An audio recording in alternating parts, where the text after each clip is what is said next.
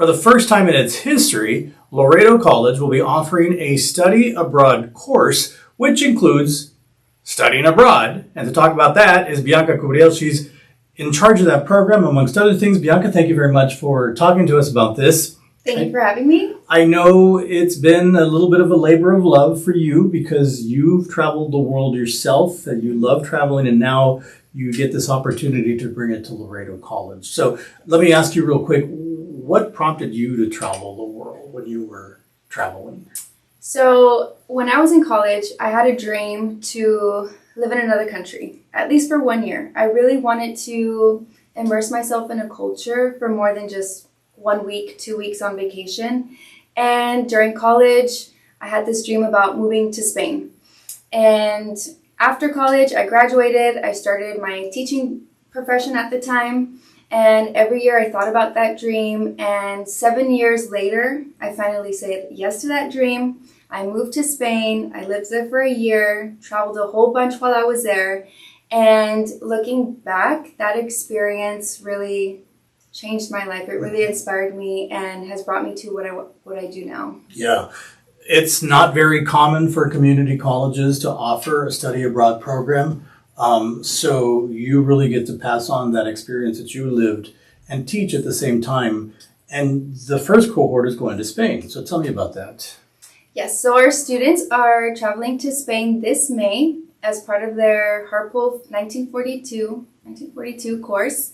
And the students will be studying abroad in Spain, where they will be doing company visits and going to guest lectures to learn a little bit about different businesses in Spain, check out their leadership models.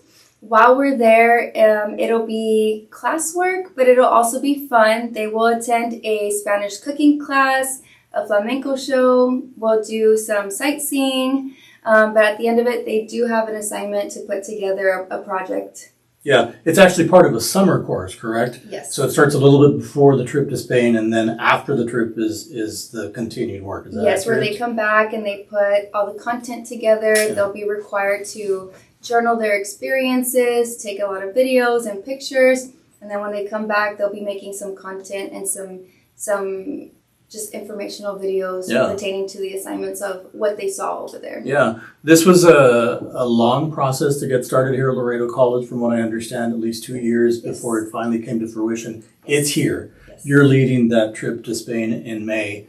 You talked about company visits. What does that mean? Like, you actually go visit companies? Yes, we're going to visit different companies while we're there. We don't have the exact information on which ones yet.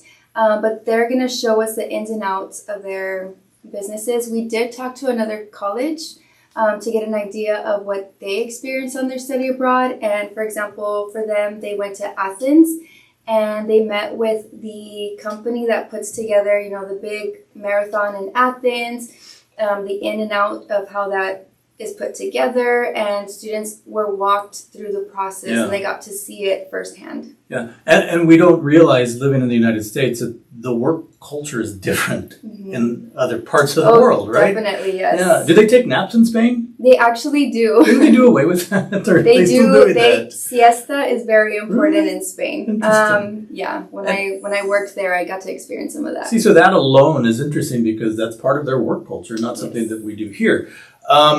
Are you the one that's having to set all of this up, Bianca, as this being your job? You're preparing the whole trip for them? Yes, I'm doing the recruitment for the study abroad students. So if you see me out there at the tables, come say hi, get some information. I also host information sessions, and I also communicate with the company that we're studying abroad with, making sure everything is set. The students have everything prior to when they leave, as far as like payments and what the itinerary looks like. There's a lot that goes into it. You're like a travel agent. Pretty much. Yeah, But you have to dictate also what they're doing once you're on the ground, or that gets taken care of by somebody else? We tell them the idea, what we have for our students in correlation with the course, and then they work with us to put those things together. Yeah. So how many students are going this time around for this inaugural study abroad visit for Laredo College? Yes. So this year we have 12 students joining us.